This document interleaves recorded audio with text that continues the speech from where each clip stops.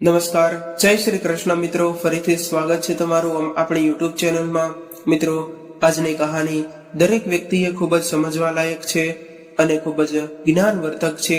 મા બાપ પોતે દુઃખ સહન કરીને, ભૂખ્યા રહીને, મહેનત મજૂરી કરીને પોતાના સંતાનોને ભણાવે છે અને મોટો માણસ બનાવે છે, પરંતુ તે સંતાનો પોતાના મા બાપના આ ઉપકારનો બદલો કેવી રીતે ચૂકવે છે તેની અદ્ભુત સમજ આપતી આ કહાની છે.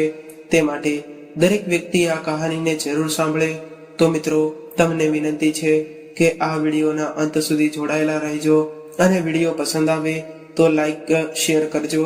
અને હજુ સુધી જો તમે અમારી ચેનલને સબસ્ક્રાઇબ ન કરી હોય તો અત્યારે જ સબસ્ક્રાઇબ કરી દેજો તથા કોમેન્ટ બોક્સમાં હર હર મહાદેવ જરૂરથી લખી દેજો, જેથી ભગવાન ભોલેનાથની કૃપા આપણા સૌ પર નિરંતર બની રહે.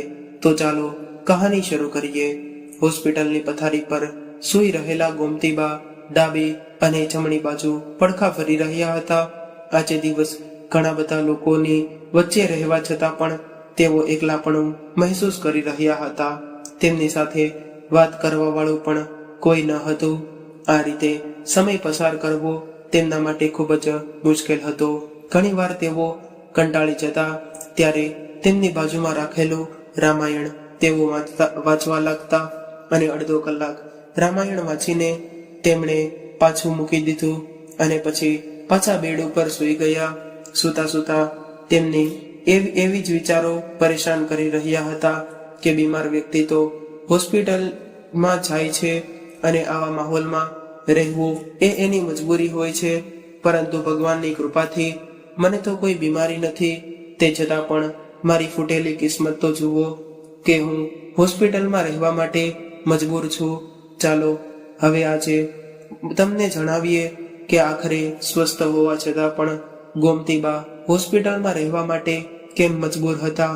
હકીકતમાં થોડા સમય પહેલા ગોમતીબા પોતાના પતિ સાથે ગામડામાં રહેતા હતા, પરંતુ 6 મહિના પહેલા જ તેમના પતિનું દેહાંત થયું હતું.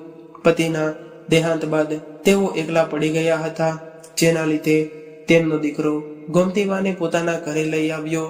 પરંતુ તેમની વહુ ગોમતીબાને પોતાની પાસે રહેવા દેવા નહોતી માંગતી, પરંતુ ગામવાળા અને પોતાના સગા સંબંધીઓના દબાણને કારણે દીકરાઓએ પોતાની માને શહેરમાં પોતાના ઘરે લાવવા પડ્યા. અને ગોમતીબાનો દીકરો કાનજી એક મોટો ડોક્ટર હતો, એટલા માટે મોટા લોકો સાથે તેમની સારી ઓળખાણ હતી. તેમના સાસરીવાળા પણ ઊંચા ખાનદાનના હતા, પરંતુ ગોમતીબા એક સાધારણ ગામડાની મહિલા હતી, જેમને આ બધો દેખાડો કરવો નહોતો ગમતો. અને ગોમતીબાની એક આખી આંખ નકલી હતી, તેને કારણે તેમની વહુ અને પુત્રને તેઓ કદરૂપા લાગતા હતા. એક દિવસે એવું બન્યું કે ગોમતીબાનો પુત્ર તેમની પાસે આવ્યો અને કહેવા લાગ્યો કે દાદી, તમે આ સોફા પર ના બેસો, અંદર તમારા રૂમમાં ચાલ્યા જાઓ, મારા કેટલાય મિત્રો ઘરે આવવાના છે. પૌત્રએ ખૂબ જ ઊંચા અવાજમાં તેમને કહ્યું. ત્યારે ગોમતીબા ખૂબ જ પ્રેમથી બોલ્યા, અરે દીકરા, હું તો ખૂબ જ ઓછી જગ્યા પર બેઠી છું. તારા મિત્રોને બેસવા માટે અહીંયા ઘણી બધી જગ્યા છે ને. ના, તમારે તેમની પાસે બેસવાનું નથી. મારા મિત્રો મને ખીજવે છે, મારું અપમાન થતું હોય છે તેવું મને મહેસૂસ થાય છે. તેમનો પુત્ર ચિલ્લાવા લાગ્યો અને ત્યારે તેમની વહુ અંદરથી સંધ્યાનો અવાજ આવ્યો. શું થયું બેટા? શા માટે તું ગુસ્સામાં ચિલ્લાવી રહ્યો છે? મમ્મી જુઓ ને, દાદીમાં આ સોફા પર બેસી રહે છે. ઘરે મારા મિત્રો આવવાના છે, પરંતુ દાદી તેમના રૂમમાં નથી જઈ રહ્યા.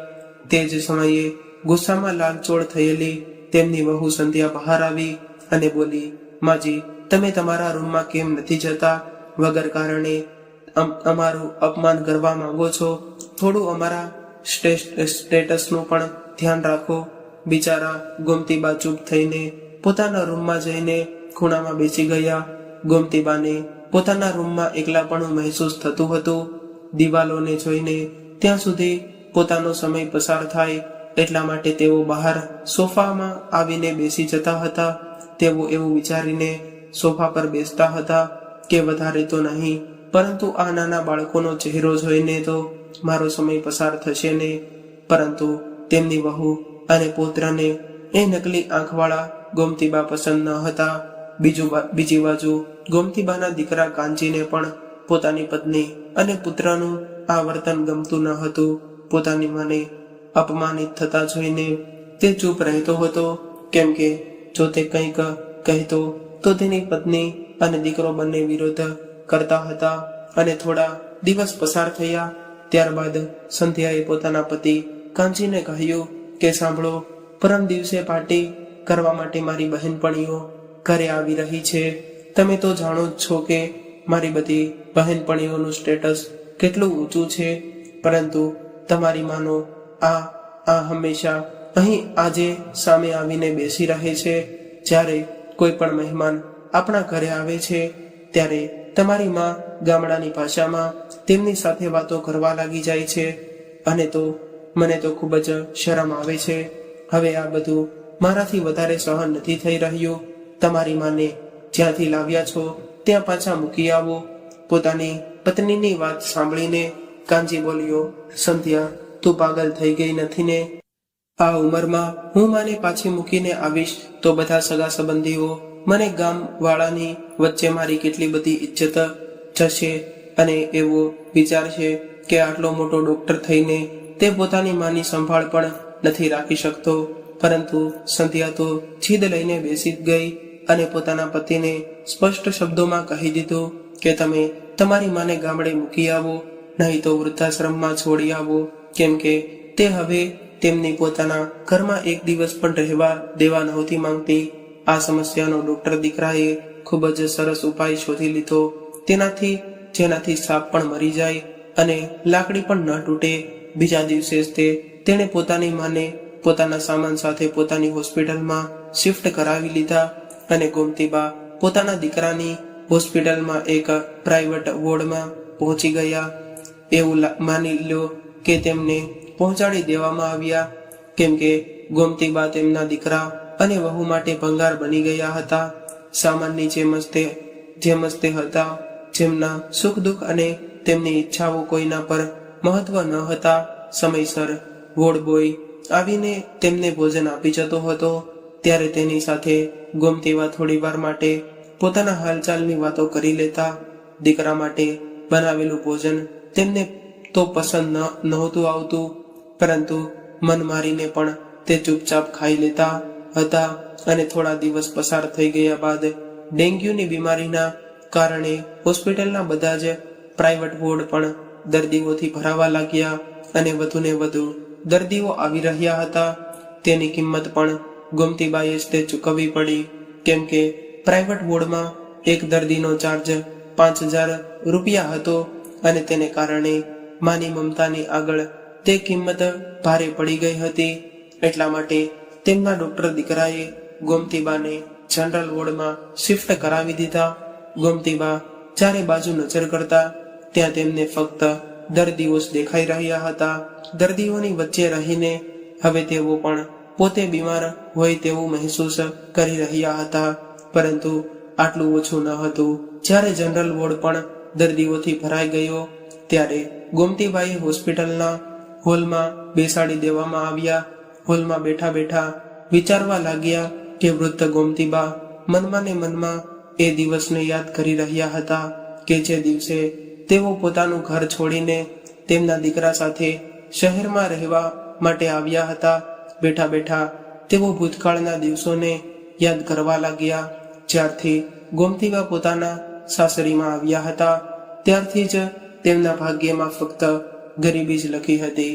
તેમના પતિ ખેતરમાં મજૂરીનું કામ કરતા હતા, જેનાથી કોઈ પણ ખાસ આવક નહોતી થતી. પરંતુ હિંમત હાર્યા વગર ગોમતીબાએ પોતાના પતિની સાથે બીજા લોકોના ખેતરોમાં કામ કર્યું. લગ્નના 1 વર્ષ બાદ તેમના દીકરા કાંજીનો જન્મ થયો. ત્યારે દીકરી અને જમાઈની ગરીબી જોઈને ગોમતીબાના માતા પિતાએ તેમને એક ગાય ભેટમાં આપી હતી, જેથી મા અને બાળકને દૂધની અછત ન પડે. ગોમતીબા થોડું દૂધ પોતાના બાળક માટે રાખીને બાકી વધેલું દૂધ આડોશ પાડોશમાં વહેંચી દેતા અને જેનાથી તેમને થોડી આવક પણ થઈ જતી. જેમ તેમ કરીને પોતાનો દીકરો મોટો થયો તેમ તેમ તેમનો ખર્ચો પણ વધવા લાગ્યો. ત્યારે તેમણે કોઈ પણ જાતની શરમ રાખ્યા વગર લોકોના ઘરોમાં વાસણ ધોવાનું કામ શરૂ કરી દીધું. કચરા પોતા કર્યા. પોતાના દીકરાનું ભવિષ્ય ઉજ્જવળ બને તેના માટે મા બાપ બંનેએ દિવસ રાત એક કરી દીધા. અને તેમનો દીકરો કાનજી પહેલાથી વધુ ભણવામાં હોશિયાર હતો, જેને કારણે તેને સ્કોલરશીપ પણ મળવા લાગી હતી. પોતાની હોશિયારી અને મા બાપની મહેનતને કારણે તેણે ડોક્ટરનો અભ્યાસ પૂરો કરી લીધો.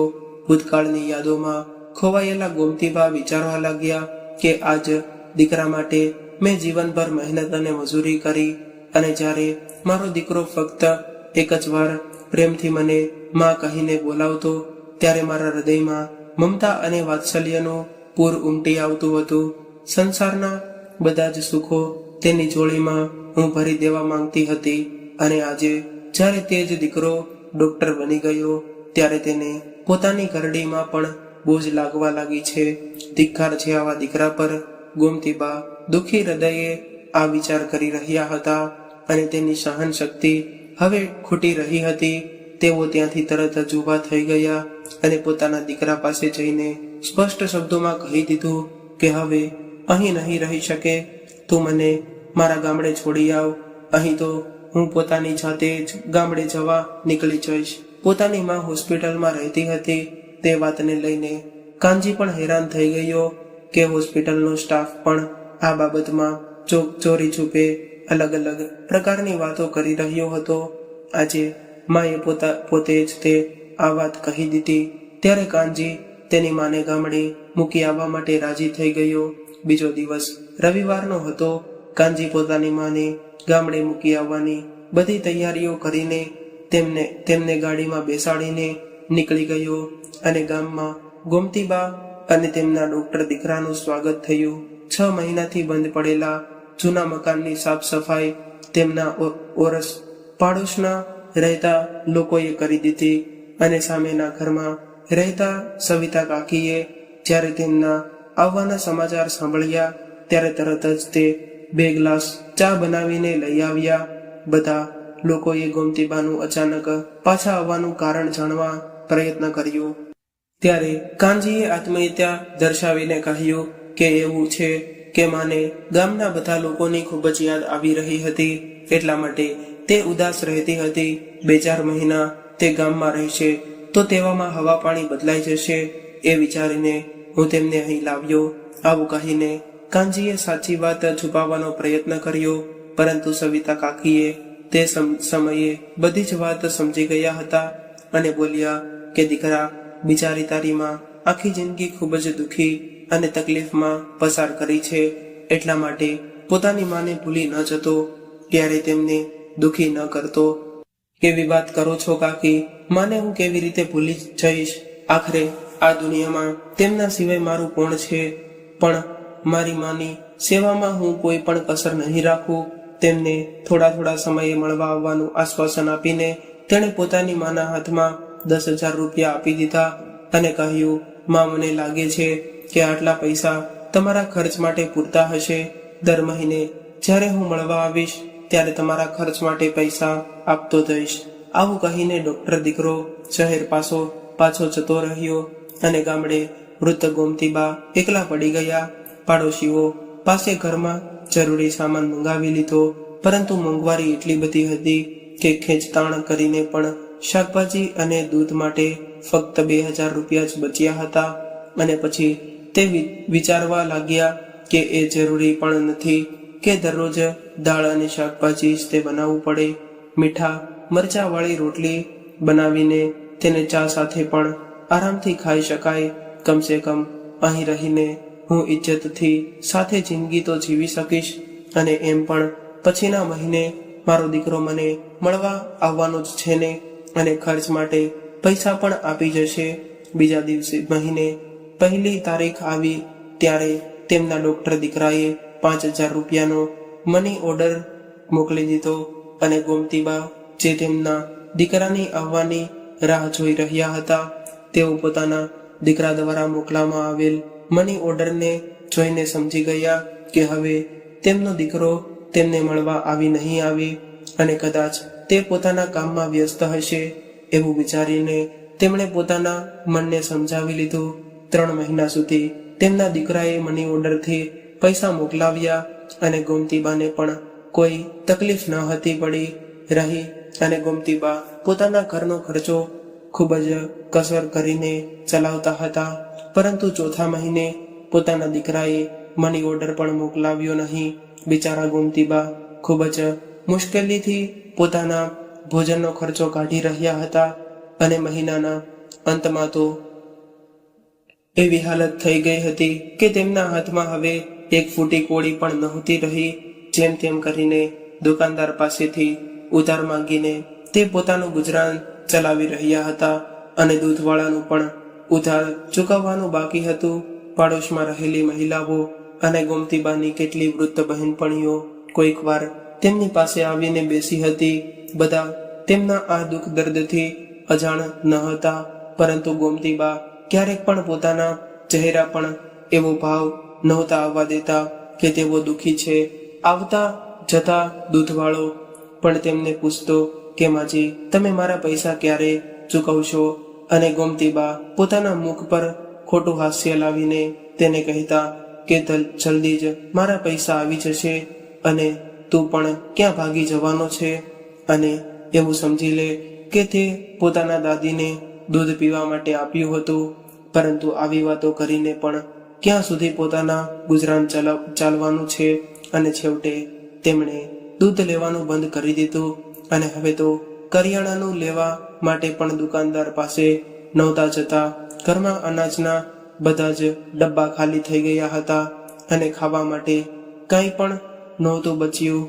લોટનો ડબ્બો ખોલીને જોયો તો ફક્ત તેમાંથી થોડોક જ લોટ નીકળ્યો, જેનાથી મુશ્કેલથી 2 જ રોટલી બનાવી શક્યા.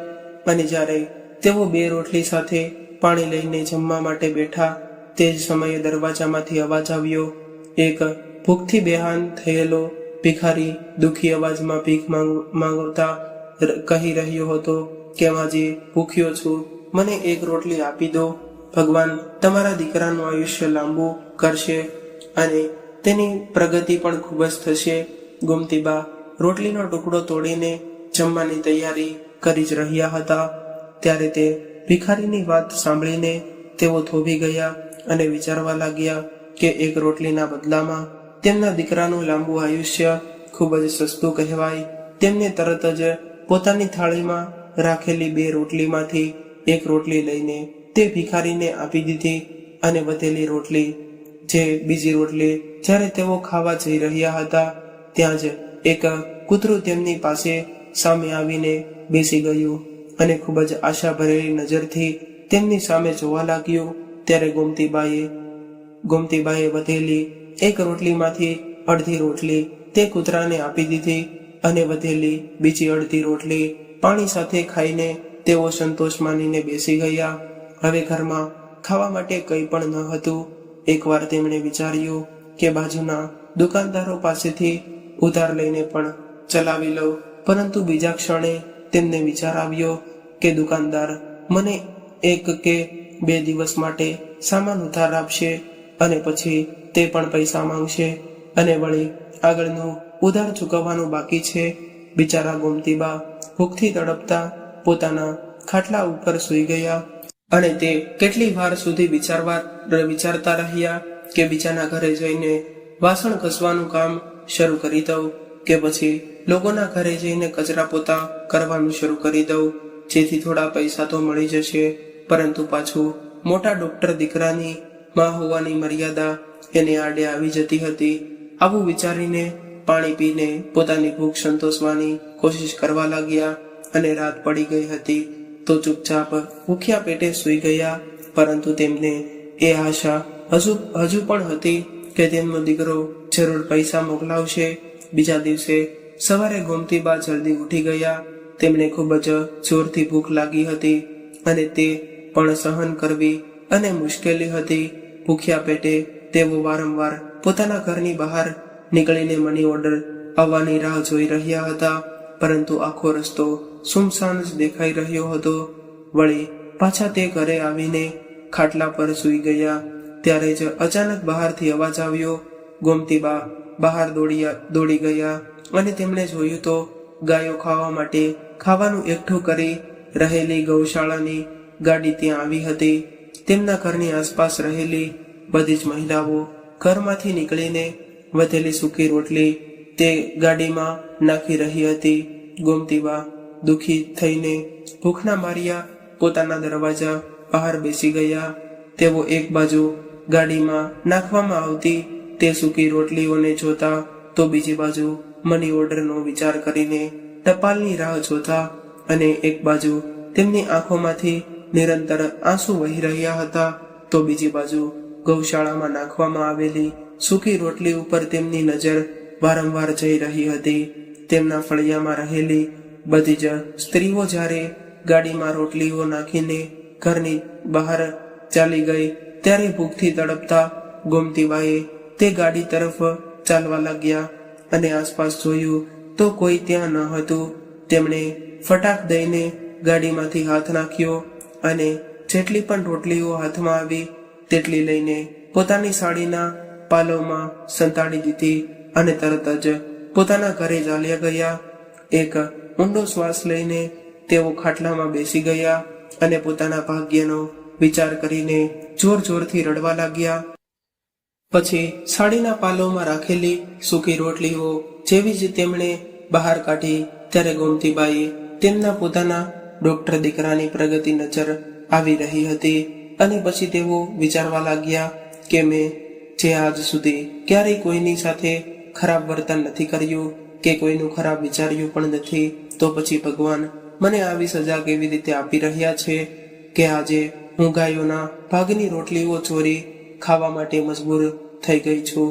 થોડી વારમાં એક કૂતરું પણ તેમની સામે આવીને બેસી ગયું અને રોટલીઓને જોઈને પોતાની પૂંછડી હલાવવા લાગ્યું. ગોમતીબાઈએ એક રોટલી કૂતરાને પણ આપી, પરંતુ ગાયના ભાગની રોટલી ખાવા માટે તેમનું મન નહોતું માની રહ્યું. ભૂખને કારણે તેમની હાલત એટલી બધી ખરાબ થઈ ગઈ હતી કે પોતાના આત્મસન્માનને પણ બાજુમાં રાખીને બિચારા ગોમતીબાઈએ જેમ તેમ કરીને પાણી સાથે તે રોટલી ખાવી પડી. અને સાંજનો સમય થયો ત્યારે તેમની પાડોશમાં રહેતી એક મહિલા તેમની પાસે આવીને બેસી ગઈ અને તેમને ઉદાસ જોઈને પૂછવા લાગી, કેમ ગોમતીબા, તમારો દીકરો તો કહેતો હતો ને કે થોડા દિવસમાં હું મળવા આવીશ, પરંતુ તે એવી રીતે ગયો કે તમને જોવા માટે પણ પાછો વળીને આવ્યો નહીં. તે જ સમયે ગોમતીબાના ચહેરા ઉપર ઉદાસી અને નિરાશાના ભાવ દેખાવા લાગ્યા. ત્યારે તે મહિલા બોલી કે હું સમજુ છું ગોમતીબા કે પોતાના સંતાનો જ તે આવા હોય તો પછી બીજાને આપણી શું પડી હોય. કહેવા માટે તમારો દીકરો ડોક્ટર છે, પરંતુ તમને 2 સમયના રોટલા પણ પૂરા નથી પાડી શકતો, તો પછી આવા સંતાનનું શું કામના. ત્યારે જ તે પાડોશી મહિલાની વાત અવગણીને ગોમતીબા બોલ્યા કે ના ના, મારો દીકરો આવો નથી, તે મારું ખૂબ જ ધ્યાન રાખે છે, તેની કોઈ પણ મજબૂરી હશે, નહીં તો એવું બની જ ન શકે કે પોતાની માને ભૂલી જાય. ત્યારે જ પાડોશી મહિલા બોલી, ગોમતીબા, જો તમારો દીકરો એટલો જ લાયક છે તો તમને પોતાની સાથે કેમ નથી રાખતો. એક ઘરડી માને તેના માટે એટલી ભારી પડી રહી હતી કે આ વૃદ્ધાવસ્થામાં નિસહાય માને એકલી છોડીને ચાલ્યો ગયો. પાડોશી મહિલાના આ શબ્દોએ ગોમતીબાના હૃદયને ચમચમાવી નાખ્યું. તેઓ વિચારવા લાગ્યા કે ગામમાં જેટલા પણ દીકરાઓ છે, ભલે તેઓ ભણેલા હોય કે અભણ હોય, નોકરી કરતા હોય કે મહેનત મજૂરી કરતા હોય, પરંતુ પોતાના વૃદ્ધ મા બાપને તેમણે પોતાની જોડે જ રાખ્યા છે.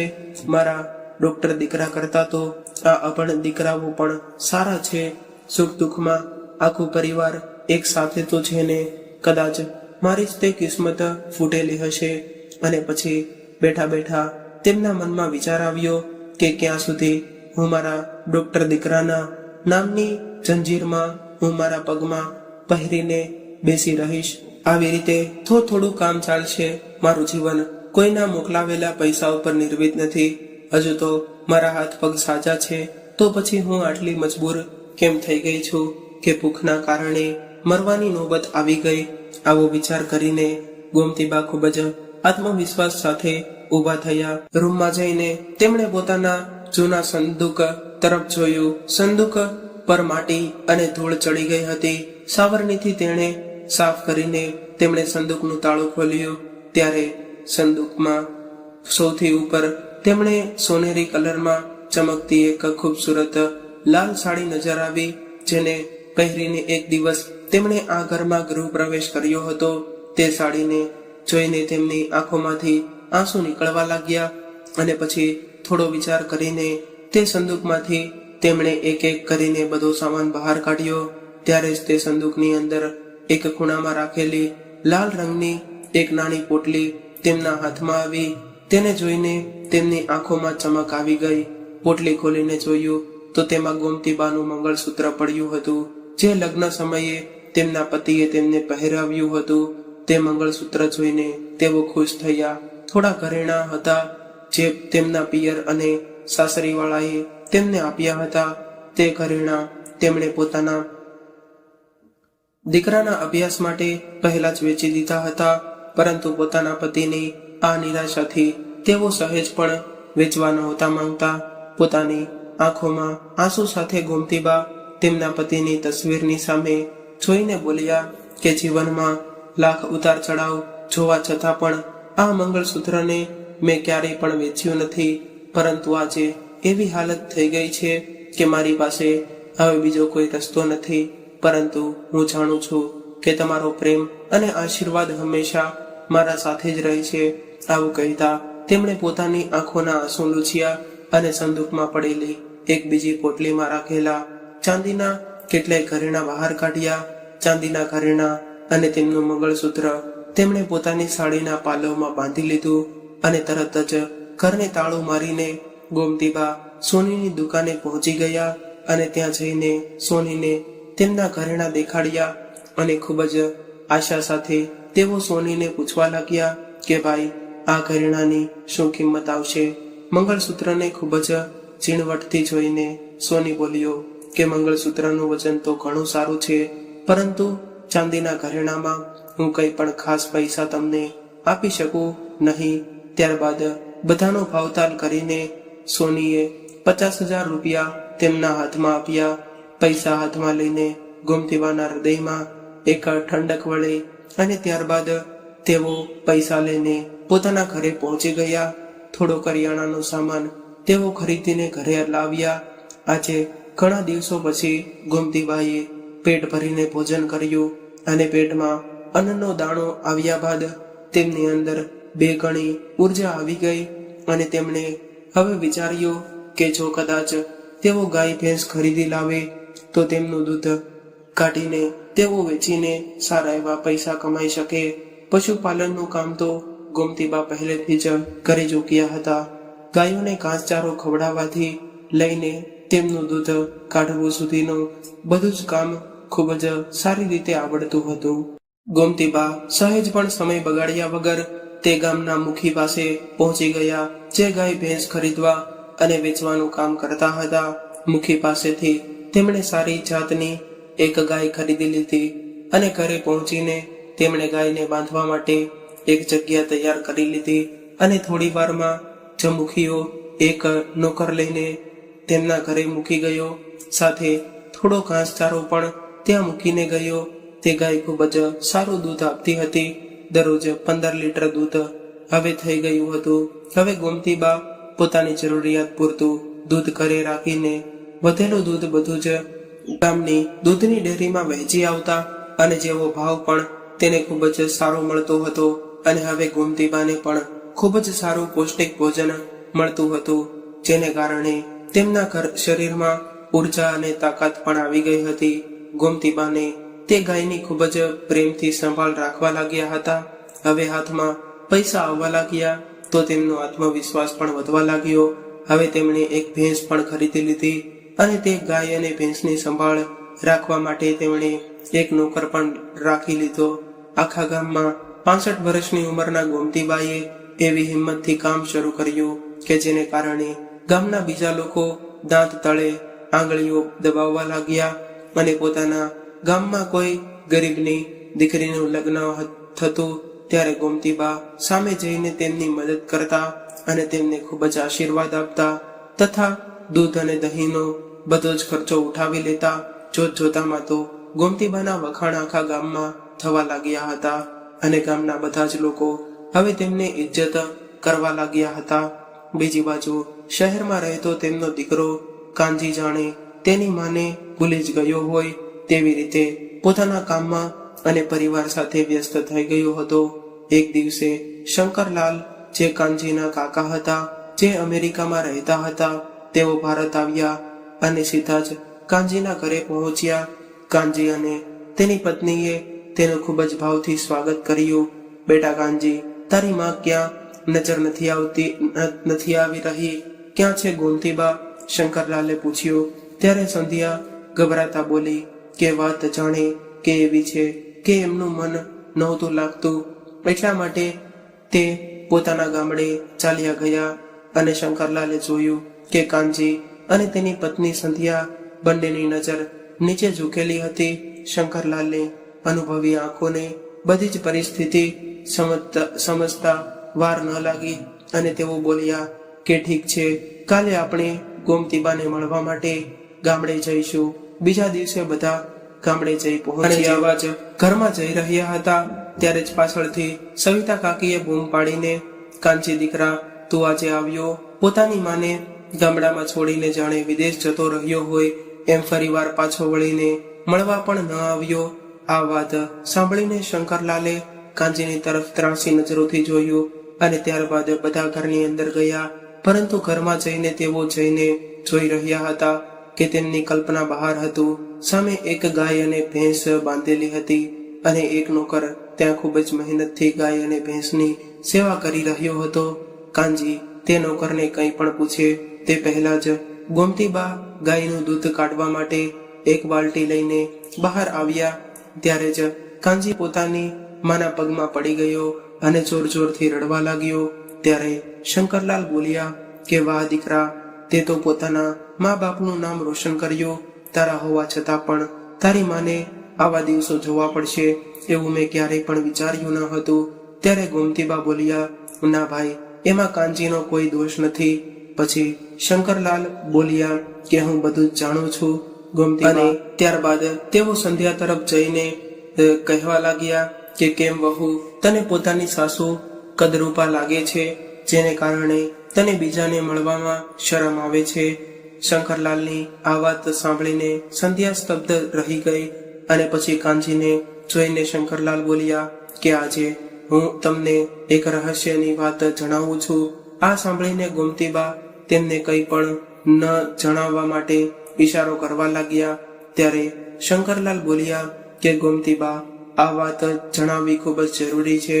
કાનજી, જ્યારે તું નાનો હતો ત્યારે તારી માં તારા માટે સ્વેટર બનાવવા માટે સિલાઈ કરી રહી હતી અને તે નાનપણમાં જ તે પોતાની માં પાસેથી એક સોય લઈને તેની આંખમાં મારી દીધી હતી અને તારી માની આ હાલત થઈ ગઈ હતી. આ વાત સાંભળીને કાનજી અને તેની પત્નીના પગ નીચેથી જમીન સરકી ગઈ. પશ્ચાતાપને આંસુની સાથે કાનજી પોતાની માના પગમાં પડી ગયો અને જોરથી રડવા લાગ્યો અને બોલવા લાગ્યો કે મને માફ કરી દો માં. ગોમતીબાએ ખૂબ જ પ્રેમથી પોતાના દીકરાને ઊભો કર્યો અને ભેટી પડ્યા. પોતાના પુત્ર અને વહુએ તેમના પગમાં પડીને માફી માંગી અને કહેવા લાગ્યા કે આજથી તને અમારી સાથે રહેજો. હવેથી તમારે આ બધા કામ કરવાની કોઈ જરૂરત નથી. ગોમતીબાના મમતા ભરેલા હૃદયે બધાને માફ તો કરી દીધા, પરંતુ પોતાના દીકરા અને વહુ સાથે જવા માટે સ્પષ્ટ ના પાડી દીધી. કાનજીએ ભારે હૈયે વારંવાર પોતાની માને પોતાની સાથે ચાલવા માટે પ્રાર્થના કરી, પરંતુ ગોમતીબા બોલ્યા કે ના બેટા, હવે તમારી સાથે શહેર પાછા આવવાનો તો કોઈ સવાલ જ ઊભો નથી થતો અને ભગવાનની કૃપાથી હવે હું આત્મનિર્ભર છું. તને પોતાની જિંદગીમાં હું ખૂબ જ ખુશ છું. સૌથી મોટી વાત એ છે કે અહીંયા હું ખૂબ જ ઇજ્જતથી જીવી રહી છું. પોતાની માને મળીને જ્યારે દીકરો અને વહુ પાછા જઈ રહ્યા હતા ત્યારે દીકરાએ પોતાની માને થોડા પૈસા આપવાની ઈચ્છા થઈ અને જેવા જ તેણે થોડા પૈસા પોતાની માને આપવા માટે કાઢ્યા ત્યારે ગોમતીબાઈએ તેના સૂકી રોટલીઓ નજર આવી રહી હતી, જેને ખાઈને તેમણે પોતાના દુઃખના દિવસો પસાર કર્યા હતા. તેમનું હૃદય અંદરથી કાંપી ઉઠ્યું. પછી તેઓ ભારે હૈયે બોલ્યા કે મને તારા આ પૈસાની કોઈ જરૂર જ નથી દીકરા, તારી જોડે રાખ, તારા પૈસા કામમાં આવશે. ફક્ત મારી એક વાત જરૂર યાદ રાખજે કે માણસે ક્યારેય પણ સફળતા મળ્યા પછી ઘમંડમાં ન આવી જવું જોઈએ અને ક્યારેય પણ વિપરીત પરિસ્થિતિમાં હાર ન માનવી જોઈએ. તો મિત્રો, આ કહાની તમને કેવી લાગી એક વખત કોમેન્ટ કરીને જરૂરથી જણાવી દેજો. અને જો તમને આવી જ કહાની સાંભળવા માંગતા હોય અને આવી કહાની તમે જોવા માંગતા હોય તો અમારી આ ચેનલને જરૂરથી સબસ્ક્રાઇબ કરી લેજો. તમારા મિત્રો સાથે વિડીયોને શેર કરી દેજો. અને હજુ સુધી જો તમે વિડીયોને લાઈક ન કર્યો હોય તો લાઈક પણ કરી દેજો. કોમેન્ટ બોક્સમાં સાચી શ્રદ્ધાથી જય શ્રી કૃષ્ણ હર હર મહાદેવ લખી દેજો. ફરી મળીશું આવી જ એક કહાની સાથે. ત્યાં સુધી સૌને મારા જય શ્રી કૃષ્ણ હર હર મહાદેવ. રાધે રાધે.